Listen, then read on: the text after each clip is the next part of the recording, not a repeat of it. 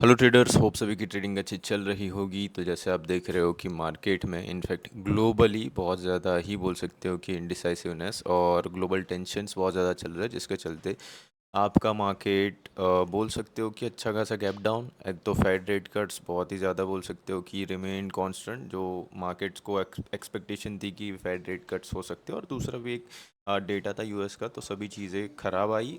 साथ साथ में बोल सकते हो कि यहाँ पर सीज़ फायर नहीं हो रहा इन लोगों का, और दूसरा कि इसराइल और यूएस इनकी जो भी gas and crude oil fields है सभी जगह पे वही ये बमबारी कर रही है। तो सभी जगह पे बहुत ही ज़्यादा टेंशन या फिर बहुत ही ज़्यादा पैनिक सिनारियोज क्रिएट होते हुए दिख रहे हैं, जिसके चलते आपका मार्केट आज के दिन में नीचे की साइड में खुलता हुआ दिखा। इनफैक्ट आप देखेंगे तो निफ्टी 775 3.25% नीचे, और बैंक निफ्टी भी ऑलमोस्ट 3.25% नीचे था।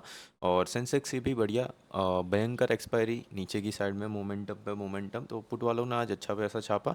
और जो चीज़ हमने आपको बताई थी कल के दिन में कि भाई आज का मतलब कल का लो जो भी था 23,600 नीचे टूटा, तो आपको पैनिक सेलिंग देखने को मिलेगी। कहाँ तक? 23,100, 23,000 जो ये लोज है वहाँ तक आपको पैनिक सेलिंग देखने को मिलेगी। क्यों? बिकॉज ओवरऑल ट्रेंड आपका नेगेटिव ही था भाई। आपको बस प्रॉफिट बुकिंग दिखाई जा रही थी 3 दिन से, और वही प्रॉफिट बुकिंग का चारा बहुत सारे कॉल बायर्स कल के दिन में फंसे, क्योंकि बहुत सारे लोग बीटीएसटीज भी लेके गए होंगे, उनकी तो फट के फ्लावर हो गई होगी, है ना। तो आपको क्या करना है, थोड़ा सा ओवरऑल ट्रेंड को ज़्यादा इंपॉर्टेंस देना है हर बार जब भी आप ट्रेड कर रहे हो, ठीक है। तो वही था, आज का लो टूटा और मार्केट में अच्छा खासा सेल ऑफ देखने को मिला। जो हमारा नीचे की साइड में टारगेट था वो भी आता हुआ दिखा, और साथ साथ में आपको बोल सकते हो कि यहाँ पर ऑलमोस्ट ऑलमोस्ट सब टारगेट्स नीचे की साइड में आ गए। मार्केट ने जो लास्ट 3 दिन में जो लो बनाया था वहाँ तक आपका प्राइस आ चुका है, और वहाँ से थोड़ी बहुत बाइंग भी लास्ट लास्ट में आती हुई दिखी।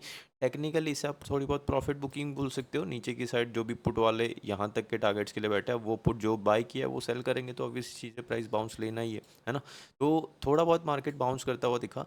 बैंक निफ्टी उतना ज़्यादा नहीं गिरा कंपैरेटिवली, क्योंकि अच्छा खासा गैप डाउन में ही उतना ज़्यादा एग्जॉशन दिखा दिया था, तो वहाँ पर जगह थी नहीं। निफ्टी में ज़्यादा जगह थी, तो निफ्टी सेकंड हाफ में थोड़ा ज़्यादा गिरता हुआ दिखा।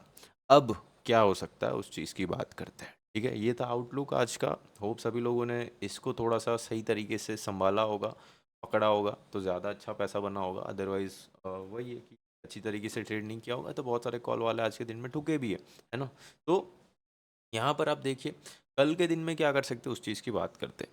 अब आज के दिन में और कुछ नेगेटिव न्यूज़ नहीं आनी चाहिए, क्योंकि अभी जस्ट थोड़ी देर पहले हम देख रहे थे, तो ईरान ने दूसरी बार सीज फायर करने से मना कर दिया। दूसरा भाई उसका जो भी अभी सुप्रीम लीडर जो नया बना, वो तो बोल रहा है कि भाई जो बंदा अभी तक बोल सकते हो कि क्या बोल रहा था वो, बात करने से, सभी लोगों से बात करने से मना कर रहा था, ओके, उन्होंने तो आपको मार दिया। मुझे सिर्फ और सिर्फ जो भी क्या बोलते हैं ना, ये जो वेपन्स और हथियार की भाषा आती है, मैं तो बस वही करने वाला हूँ, है ना। उस तरीके से मतलब लिटरली वो हम धमकी दे रहा है ना। तो थोड़ा सा सेंटीमेंट पैनिक वाला है। गोल्ड भी, और गोल्ड तो ठीक है, सिल्वर ज़्यादा गिरता हुआ आपको दिख रहा है।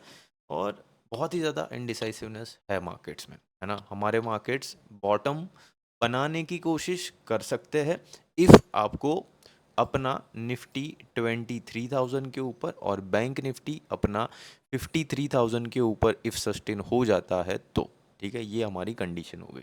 तो कल के दिन में क्या करेंगे, अब देखो, एक तो बहुत ही ज़्यादा बड़ा गैप डाउन, या फिर प्राइस बोल सकते हो कि नीचे ज़्यादा नहीं खुलनी चाहिए। इफ़ गैप डाउन खुल जाता है तो साइडवेज होने की प्रॉबिलिटीज़ बहुत ज़्यादा है। क्यों साइडवेज होने की प्रोबेबिलिटीज़ बहुत ज़्यादा है? क्योंकि देखो, मार्केट ने गैप डाउन के थ्रू ही आपके निफ्टी में 750 पॉइंट का मोमेंटम दे दिया। Normally if market flat open होता है ना, तो almost 300-400 point maximum to maximum moment देता है निफ्टी आपके थ्रू आउट द डे में। तो 2 दिन का मोमेंटम इसने एक ही दिन में गैप डाउन के साथ दे दिया, यानी कि थोड़ा सा एग्जॉशन फेज में है। दूसरा, पैनिक सेल ऑफ बहुत ज़्यादा हो गया, तो अब क्या होगा, जो भी रिटेलर्स होंगे उनको डर लगेगा, है ना, फोमो होगा। और दूसरा कि भाई इतना ज़्यादा गिरने के बाद लोगों को अग्रेसिव पुट साइड में बैठने में भी ज़्यादा इंटरेस्ट नहीं होगा, है ना। तो आपको यहाँ पर क्या करना है, आपको थोड़ा सा कंफर्मेशन बाय बेस्ड ट्रेड ही करना है। इफ़ आपका प्राइस देखो फ्लैट टू नेगेटिव खुलता है, आज का लो सबसे पहले तो मार्क कर दीजिए, ये आपका इंपॉर्टेंट सपोर्ट होगा। मार्केट 2 बार वहाँ से बाइंग लिया था लास्ट लास्ट में भी। तो देखो, इफ़ कोई न्यूज़ नहीं आता है ना, तो प्राइस है ना फ्लैट टू पॉजिटिव साइड या फिर फ्लैट ओपन होने के चांसेस बहुत ज़्यादा है। ठीक है, फ्लैट टू पॉजिटिव ओपन हो गया और 23,200 ये वाला जो एरिया यहाँ पे मैं ड्रॉ कर रहा हूँ, ये आपका nearest temporary major resistance area है। यहाँ पर आपको एक सेल ऑन राइज का मौका मिलेगा, जहाँ पर आपका प्राइस फिर से ये लोस तक आ सकता है। ठीक है, तो फ्लैट टू पॉजिटिव ओपन होता है 23,200 आपका नियरेस्ट रेजिस्टेंस एरिया। यहाँ से आपको सबसे पहला सेल ऑन राइज का मौका मिलेगा, नीचे की साइड कुछ इस तरीके से। अब यहाँ पर आपको एक चीज़ ध्यान में रखनी है, प्राइस सपोज आपका 23,200 तोड़ देता है ना। तोड़ने के बाद अगेन जो पहले का ट्रेड प्लान था कि भाई रेजिस्टेंस टूटा, रिट्रेसमेंट लिया, वो रेजिस्टेंस टूट के सपोर्ट का काम करना चाहिए और वहाँ पर आप बाय एंड डिप के लिए ये प्रीवियस डे हाई के टारगेट्स के लिए जा सकते हो। यानी कि कंडीशन है ब्रेकआउट के बाद प्राइस सस्टेन हुई तो ही मैं ऊपर की साइड में ब्रेकआउट्स के लिए जाऊंगा, मतलब फॉलो बाइंग के लिए जाऊंगा, अदरवाइज नहीं जाऊंगा। ठीक है, इफ प्राइस फ्लैट ओपन हो गई, जैसे कि यहाँ कहीं पे ओपन हो गई, तो ये है आपका नो ट्रेडिंग जोन। यहाँ पर आपका प्राइस साइडवेज हो सकता है और आपको यहाँ पर ट्रैप करने का मौका मार्केट ढूंढ सकता है, तो आप वहाँ पर ट्रेड नहीं करोगे। सबसे जो इंटरेस्टिंग पार्ट होगा ना, वो होगा पुट साइड में ट्रैपिंग। वो कैसे हो सकती है? सपोज आपका price flat to negative open हो गया या फिर गैप डाउन ओपन हो गया, सबसे पहली कैंडल रेड मार दी, रेड मारने के बाद क्या होगा, लोग भर भर के पुट बाई करने की कोशिश करेगा और मार्केट वहां से रिकवरी दिखा के पुट में ट्रैप करके ऊपर की साइड आने की कोशिश करेगा। यानी कि प्रीवियस डे लोज टूटने पे थोड़ा सा पुट साइड में एक बार ट्रैप हो सकता है और उसके बाद मार्केट अपना जो भी ट्रेंड है वो नीचे की साइड में कुछ इस तरीके से कंटिन्यू करने की कोशिश कर सकता है। ठीक है, तो यहाँ पर हमने टोटल 4 सिनारियोज डिस्कस करे। फ्लैट ओपन होता है या फिर फ्लैट टू पॉजिटिव ओपन होता है, सबसे इंपॉर्टेंट एरिया ये है 23,200। यहाँ पर कुछ नेगेटिविटी दिखती है तो सेल ऑन राइज का अपॉर्चुनिटी, ये टूटता है तो रिट्रेसमेंट के बाद buy on dip previous day high के टारगेट्स के लिए। प्रीवियस डे हाई टूटते हुए अभी के लिए मैं नहीं देख रहा, वो टूटे तो फिर आपको गैप फिलिंग थोड़ा बहुत ऊपर की साइड लाइक 23,500 एंड 600 के टारगेट्स के लिए देखने को मिल सकती है, बट अभी के लिए मैं एक्सपेक्ट नहीं कर रहा टू बी ऑनेस्ट। और दूसरी चीज़, लो टूटा तो टूटने के बाद है ना प्राइस कंटिन्यूसली सस्टेन होना चाहिए, लोअर हाइस फॉर्मेशन इंटैक्ट रहना चाहिए, तो ही आप सेल ऑन राइज में नीचे की साइड में जाएंगे। और दूसरा, थोड़ा सा सेलिंग प्रेशर आपको ज़्यादा कब दिख सकता है पता है? यहाँ पर देखो, ये एक छोटा सा एरिया है या फिर छोटी मोटी कैंडल थी यहाँ पर, ओके, वही एरिया का मैंने बोल सकते हो कि जोन ड्रॉ किया था, वहाँ से मल्टीपल टाइम प्राइस ने सपोर्ट लिया है ना।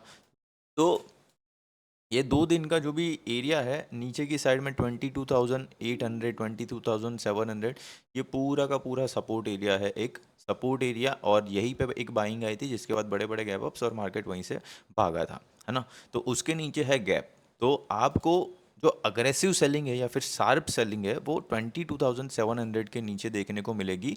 कहाँ तक? 22,400 तक। 22,400 आया, उसके बाद फिर ये एरिया भी आने में देर नहीं लगेगी, है ना। तो अभी आपको थोड़ा सा वेट करना है, क्यों? बिकॉज अब मार्केट थोड़ा सा कंसोलिडेशन में जाने के मोड में आ सकता है। तो हुआ क्या है कि भाई देखो, अग्रेसिव सेलिंग करने का जोन था ये ब्रेकडाउन वाला जोन, या फिर कल भी मैंने बोला था कि ऊपर नहीं टूटता है तो मार्केट जो लोअर हाई बनाने की कोशिश कर रहा है वहाँ से फिर से आपको सेल ऑफ देखने को मिल सकता है। ये चीज़ मैंने क्लियर बोली थी, वो हो चुकी है ना। अब इसको 22,700 नीचे तोड़ना पड़ेगा तो ये सेल ऑफ थोड़ा बहुत और कंटिन्यू हो सकता है, और ये वाला जो मेजर स्विंग है 22,000 भी इफ फ्यूचर में ये दिखा देना तो कोई भी बड़ी बात नहीं होगी। ठीक है, तो ये चीज़ थोड़ा सा ध्यान रखिएगा। बस अब आपको थोड़ा सा है ना ग्लोबल सेंटीमेंट्स से अप टू डेटेड रहना है। क्यों? बिकॉज देखो, जो भी सपोर्ट एरिया यहाँ पर क्रिएट होने की कोशिश हो रही है ना, यहाँ पर देखो एक रेंज कुछ इस तरीके से मुझे दिख रही है ना।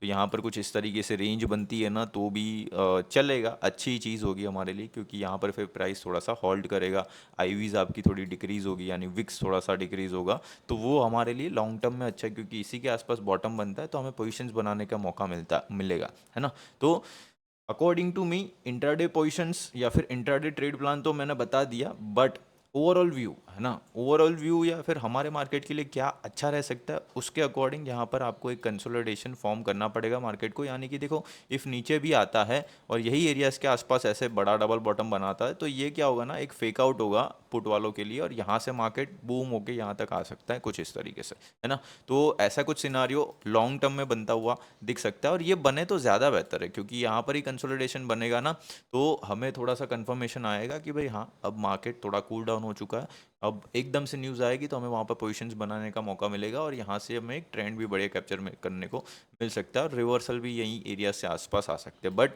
22,700 टूट गया नीचे तो ये सेलिंग प्रेशर कंटिन्यू रह सकता है। ठीक है, अब आ जाते हैं बैंक निफ्टी पे। और बैंक निफ्टी की बात करें, बैंक निफ्टी में भी सेम सिनारियो हुआ, जो भी सेलिंग प्रेशर हम एक्सपेक्ट कर रहे थे कि भाई लास्ट 2 दिन का लो नीचे की साइड टूटे या फिर लास्ट दिन का लो टूटे नीचे की साइड 54,500 के नीचे, प्राइस आपका सेलिंग प्रेशर में आ जाएगा और वही सेलिंग प्रेशर आपको देखने को मिला। ज़्यादा जगह जगह नहीं थी ये मेजर सपोर्ट एरिया तक के लिए, तो उसमें ज़्यादा बड़ी सेलिंग नहीं आई, बट हाँ गैप डाउन के थ्रू ही पूरा टारगेट आ गया तो क्या ही करते हम लोग, है ना। तो लाइव में ट्रेड करने को मिलता तो ज़्यादा मज़ा आता, बट ठीक है, कोई दिक्कत नहीं है। अब देखो, कंपैरेटिवली निफ्टी और बैंक निफ्टी का इफ़ हम कंपैरिजन करें प्राइस एक्शन वाइज, तो आपका बैंक निफ्टी थोड़ा सा ज़्यादा नेगेटिव लग रहा है। ठीक है, कल के दिन में एच डी एफ सी, मतलब रात को जो भी बोल सकते हो कि इनके जो एक चेयरमैन है या फिर जो भी इनके एक मेजर पर्सन थे एच डी एफ सी के, उन्होंने रिज़ाइन किया। चेयरमैन ही थे आई थिंक, या फिर वाइस चेयरमैन थे, पता नहीं, मैं न्यूज़ को उतना ज़्यादा फॉलो नहीं करता, बट उन्होंने रिज़ाइन किया। तो एक नेगेटिव न्यूज़ थी। और दूसरा एक बड़ी बोल सकते हो कि इन्वेस्टमेंट कंपनी ने भी downgrade H D F C को करार दिया, या फिर उनको भी थोड़ा सा बोल सकते हो कि डाउनग्रेड बताया कि भाई एच डी एफ सी में थोड़ा सा खराबी है। But still R B I ने तुरंत ही एक न्यूज़ डाल दी कि भाई ऐसा कुछ नहीं है, लिक्विडिटी भी अच्छी है, कंपनी अच्छा काम कर रही है ना। बट ठीक है, वो सब चीज़ें बोल सकते हो कि थोड़ा सा इम्पैक्ट इफ़ करे मार्केट को, और थोड़े से stocks, banking stocks particularly if थोड़ा सा नेगेटिविटी और दिखाए तो बैंक निफ्टी जल्दी गिरेगा, ये चीज़ लिख के ले लो। ठीक है, क्यों? बिकॉज देखो अभी क्या हुआ, एक एरिया था जहां पर आपको सपोर्ट दिख रहा है, ये वाला। ठीक है, ये एरिया कुछ इस तरीके से दिख रहा है आपको। ठीक है, अब ये एरिया पे सपोर्ट बनना था तो एक बार बाउंस वहां से ऑलरेडी आ चुका है। बट जो लास्ट आज की कैंडल जो क्लोज हुई ना, उसके अकॉर्डिंग आपको दिखेगा ऊपर की साइड से रिजेक्शन, है ना। तो अब जब वो सपोज ऊपर की साइड से इतना रिजेक्शन दिख रहा है और आज इफ़ नहीं इतना ज़्यादा परफॉर्म किया, तो आने वाले टाइम में बैंक निफ्टी में आपको थोड़ा सा ज़्यादा परफॉर्म होता हुआ या फिर मोमेंटम ज़्यादा दिख सकता है। एक लिक्विडिटी एरिया मैं आपको यहाँ पर ड्रॉ करके दे रहा हूँ, 52,500 हमारा मैक्सिमम नीचे की साइड में एरिया रहेगा। इफ़ आज का लो टूट जाता है, यानी लास्ट 2 दिन का लो, लास्ट जो भी स्विंग लोज है 150 रख लो थोड़ा सा सेफर साइड के लिए, 53,150 नीचे की साइड में टूट गया तो प्राइस 52,500 और 52,000 तक आने में ज़्यादा टाइम नहीं लगाएगी, क्योंकि बीच में कोई भी सपोर्ट है नहीं। ठीक है, तो ये चीज़ ध्यान रखिएगा। तो ये थोड़ा सा वही है, पैनिक सेल ऑफ फिर बैंक निफ्टी में आपको देखने को मिल सकता है इफ़ ये लास्ट 2 स्विंग लोज टूटते हैं तो कंपेरेटिवली निफ्टी से बैंक निफ्टी थोड़ा सा ज़्यादा नेगेटिव देखने को मिल रहा है बड़े टाइम फ्रेम पे। ये चीज़ थोड़ा सा ध्यान रखिएगा। अब यहाँ पर आप देखोगे कि भाई नीचे की साइड चलो मेजर टारगेट एरियाज तो हमें मिल गए कि भाई 52,500 तक और 52,000 तक, बट इंट्राडे में ट्रेड प्लान क्या रहेगा भाई, वो तो लॉन्ग टर्म का व्यू है ना। तो अब यहाँ पर आपको देखना है फ्लैट ओपनिंग सबसे वाहियात। क्यों? बिकॉज देखो फ्लैट ओपन होगा ना तो ये है ना एक इक्विलिब्रियम फेज बोला जाता है इसको। क्यों? बिकॉज देखो जब भी मार्केट आपका कोई रेंज बनाता है ऐसे कुछ रेजिस्टेंस और सपोर्ट के बीच में, और बीच में कहीं पे सपोज आपका प्राइस ट्रेड कर रहा है, यानी कि रेंज के बीच में जब भी प्राइस ट्रेड कर रहा हो, वो एरिया है इक्विलिब्रियम फेज, यानी कि न्यूट्रल फेज। ठीक है, न्यूट्रल फेज में होता है मार्केट, वहां पर वो ऊपर भी जा सकता है नीचे भी जा सकता है, क्योंकि उसके पास दोनों साइड जगह है ना। तो यहाँ पर अभी आपका बैंक निफ्टी आज के दिन में जो रेंज बनाई है ऊपर की साइड रेजिस्टेंस और सपोर्ट बना के, उसकी बीच में ट्रेड कर रहा है, यानी कि इफ़ ये यहाँ पर ट्रेड करता है तो ये आपका कंफ्यूजन जोन है, यहाँ पर आपको ये ट्रैप कर सकता है कोई भी साइड, कॉल या फिर पुट साइड, है ना। सबसे बेहतर हो सकता है कि भाई फ्लैट ओपन हो और फ्लैट ओपन होके सेलिंग प्रेशर दिखाए और डे लोस के तरफ कंटिन्यूसली अप्रोच करे और नीचे की साइड ब्रेकडाउन्स दिखाए, तो आपको नीचे की साइड के ट्रेड्स के लिए अच्छा खासा ट्रेड मिल सकता है। ओके, फ्लैट ओपन होके कंटिन्यूसली सपोज कंसोलिडेट करके ऊपर तोड़ता है तो हाँ स्कैल्प हो सकता है प्रीवियस डे हाई के टारगेट्स के लिए, यानी कि आपको मॉर्निंग में किस तरीके का प्राइस एक्शन बनता हुआ दिखता है ना। फॉर एग्जांपल मैं आपको एग्जांपल दूं, जैसे कि देखो ये प्राइस एक्शन, ठीक है, आज का ओपन हुआ, ओपन होने के बाद डबल बॉटम बना रहा है या फिर कुछ इस तरीके से बड़ा बॉटम बनाने के बाद कंटिन्यूसली ऊपर अप्रोच कर रहा है, तो ऐसा प्राइस एक्शन सपोज यहाँ पर ओपन के बाद कंटिन्यूसली अप्रोच कर रहा है तो प्रीवियस डे हाई तक के टारगेट्स मिल सकते हैं। बट फॉर एग्जांपल आपका पहला ही कैंडल ऐसा नेगेटिव ओपनिंग वाला हुआ तो वो फिर सपोर्ट पे आएगा, फिर वहां पर छोटे मोटे बाउंस करके टाइम पास यहीं पे कर देगा, और इफ ब्रेकडाउन आया तो फिर नीचे की साइड में, है ना। तो ओपनिंग कैंडल कैसी रहेगी वो बहुत ज़्यादा मैटर करेगी कल के दिन में। ओके, तो ये चीज़ थोड़ा सा आपको आपको ध्यान में रखना पड़ेगा। तो बैंक निफ्टी थोड़ा सा ब्रेकडाउन के बाद ज़्यादा अच्छा रहेगा, फ्लैट ओपनिंग में बकवास रहेगा या फिर आपको थोड़ा सा कंफ्यूज कर सकता है, वो चीज़ थोड़ा आपको ध्यान रखना है। बाइंग प्रेशर कब आएगा? बाइंग प्रेशर आएगा आज के हाईज टूटने के बाद। आज के जो हाईज है वो है 54,100 के आसपास के। ये हाईज इनफैक्ट ये लेवल मैंने आपको पहले ऑलरेडी बताया हुआ था, तो ये लेवल ऊपर टूट जाता है। टूटने के बाद हाई लो फॉर्मेशन और वहां पर आपको बाउंड डिप का ट्रेड, ये पर्टिकुलर 54,600 के एरियाज के लिए। तो ब्रेकआउट्स के बाद बाउंड डिप का अपॉर्चुनिटी मिलता है तो ही आपको बाउंड डिप में या फिर बाइंग में, फॉलो बाइंग में जाना है। यानी कि प्रीवियस डे का हाई बहुत ज़्यादा इंपॉर्टेंट रहेगा, ये ब्रेकआउट के बाद ही आपको थोड़ा सा ऊपर की साइड में दिखेगा मार्केट। फ्लैट टू नेगेटिव ओपन हो गया, पहली कैंडल में सपोज ब्रेकडाउन दिखा दिया, ट्रैपिंग हो जाएगी पुट में और प्राइस फिर से ऊपर की साइड में एसएल हंटिंग के लिए आ सकता है, तो ट्रैपिंग से थोड़ा सा बचिएगा, ठीक है। तो इस तरीके से आपको थोड़ा सा ध्यान रखना है। बैंक निफ्टी में ज़्यादा सिनारियोज नहीं बता रहा क्योंकि ज़्यादा फोकस हमारा निफ्टी पे रहने वाला है कल के दिन में, ओके। और इफ़ मार्केट को कुछ भी नहीं करना होगा तो बड़ा गैप अप या फिर बड़ा गैप डाउन करके साइडवेज हो जाएगा, जहाँ पर कोई भी ट्रेड नहीं कर पाएगा, ठीक है। तो वो सिनारियो में तो हम कुछ नहीं कर पाएंगे, बट इफ फ्लैट ओपनिंग होती है तो वहाँ पर मैक्स टू मैक्स क्या पॉसिबिलिटीज़ हो सकती है, सब मैंने यहाँ पर आपको बता दी है, ठीक है। अब यहाँ पर न्यूट्रल स्टांस लेके सभी चीज़ें मैं बता रहा हूँ, क्यों? बिकॉज देखो, न्यूट्रल रहोगे तो सभी अपॉर्चुनिटीज़ फाइंड कर पाओगे। इफ़ आप बायस रहोगे किसी भी एक साइड में तो आपको वहाँ पर हो सकता है कि वो ट्रेड चले तो अच्छा लगेगा, बट नहीं चलेगा तो बड़े लॉसेस भी जा सकते हैं, है ना। तो वही चीज़ कि लाइव मेंटोरिंग में भी हमने आज सपोज क्या किया, देखो मॉर्निंग में हम थोड़ा सा यहाँ पर है ना बड़ा सा एक कुछ इस तरीके से टॉप बन रहा था, तो यहाँ पर पुट साइड में बैठे थे, इनफैक्ट यहाँ पर भी पुट साइड में बैठे थे और यहाँ के आसपास टाइम पास हो रहा था ना, तो हमने सेफ एग्जिट, मतलब थोड़ा से पुट साइड में ट्रेड्स हमारे लाइव मेंटोरिंग में थे, ओके। तो पुट साइड में अच्छा खासा ट्रेड किया, हालांकि उसके बाद सेकंड हाफ में मार्केट गिरा। ये मॉर्निंग में एक्सपेक्ट कर रहे थे हम कि मॉर्निंग में ही गिर जाए, क्योंकि एक प्राइस एक्शन होता है कि जब भी मार्केट ओपनिंग के साथ ही जब भी बड़ा सा टॉप बनाए, ऐसा डबल टॉप बनाए, उसके बाद मार्केट में एक रैली आती है, ठीक है। तो ये एक प्राइस एक्शन है, बेसिकली बिहेवियर आप भी यूज कर सकते हो अपने प्राइस एक्शन में। तो वो चीज़ देखने पे हम थोड़ा सा पुट साइड में बैठे थे और मार्केट में स्टार्टिंग में थोड़ी बहुत बाइंग आई, बट वो सस्टेन नहीं हो पाई, इस वजह से भी हमने थोड़ा सा व्यू नीचे की साइड में बनाया। ठीक ठाक प्रॉफिट भी हमने आज के दिन में बनाए थे, हालांकि निफ्टी में, और अच्छा था दिन, है ना। तो ऐसे ही आपको क्या ना व्यू थोड़ा सा जो भी प्राइस एक्शन बनता है उसके अकॉर्डिंग रखना है, बस उतना कहना चाहता हूँ। बाकी होप सभी चीज़ें समझ में आ गई। और देखो, ऐसा नहीं है कि सिर्फ और सिर्फ लेवल बता के जो भी ये प्री मार्केट एनालिसिस यहाँ पर हम खत्म कर दे रहे। पहले क्या करते थे, हम लेवल्स प्राइस एक्शन समझाते थे, बट अब आपको साइकोलॉजी भी समझाते हैं कि भाई रिटेलर्स के साथ क्या हो सकता है, ग्लोबली क्या हो रहा है, आपको किस तरीके से मार्केट को देखना है, क्या सोचना है ना। तो वो चीज़ आपकी ट्रेडिंग ही एक्चुअली में देखने जाए तो ये सब चीज़ें ही आपकी ट्रेडिंग को इवॉल्व करती है, राइट। तो बस ऐसे ही आप सब चीज़ों को सीखते रहिए, अच्छे से ट्रेड करते रहिए और मिलते हैं फिर नेक्स्ट सेशन में, ठीक है। और यस, वीकेंड आ रहा है तो वीकेंड पे एक नया और एक बढ़िया लर्निंग वीडियो एक्चुअली मैं प्लान कर रहा हूँ, जहाँ पर होता क्या, जो ट्रेडर्स होते हैं, है ना, तो ट्रेडर्स को बेसिकली थोड़ा सा, बेसिकली बिगिनर्स और इंटरमीडिएट ट्रेडर के लिए स्पेसिफिकली रहेगा। वहाँ पर उनको क्या ना एक चीज़ बोल सकते हो कि बहुत ज़्यादा खाती है या फिर एसएल्स लेती है, या फिर उनके बोल सकते हो कि ट्रेड्स अगेंस्ट द डायरेक्शन चले जाते हैं। अब उस चीज़ से बचने के लिए बेसिकली हमें चाहिए होते हैं कन्फर्मेशंस कि भाई हम ट्रेंड में तो बैठे हैं कि नहीं बैठे, या फिर क्या क्या चीज़ें आपको पर्टिकुलर ट्रेड्स को, ब्रेकआउट्स को, या फिर कुछ भी रिवर्सल्स को ट्रेड करने के लिए क्या क्या कन्फर्मेशंस चाहिए होती। तो मेजर जो 4 से 5 कन्फर्मेशंस होती है, जो बिगिनर से लेके इंटरमीडिएट या प्रो ट्रेडर सभी लोगों के लिए इंपॉर्टेंट है, वो सब चीज़ें मैं थोड़ी बहुत शेयर करूंगा। और यस, जो काम की चीज़ें वही करेंगे भाई, ये जो बेसिक और जो बिगिनर वाली चीज़ें होती है ना, जो न्यूबी ट्रेडर्स यूट्यूब वीडियो में आपको हर जगह पे बताते हुए दिखते हैं कि भाई ऑप्शन चेन ये वो फलाना टीम का, वो सब चीज़ें ऑलरेडी यूट्यूब पे पड़ी है और सभी को आता ही है ना। बट जो काम की चीज़ है, जो रियल चीज़ें है, जहाँ से पैसा बनता है, वो कोई भी नहीं सिखाता, है ना। उसके लिए लोग पैसा लेते हैं, वही चीज़ हम आपके साथ धीरे धीरे अब शेयर करने वाले हैं, ठीक है। तो बस पार्ट बने रहिए हमारी कम्युनिटी का, बहुत सारी चीज़ें अब आने वाली है और मज़े कीजिए। और तो क्या, चलो मिलते हैं, बाय, ठीक है।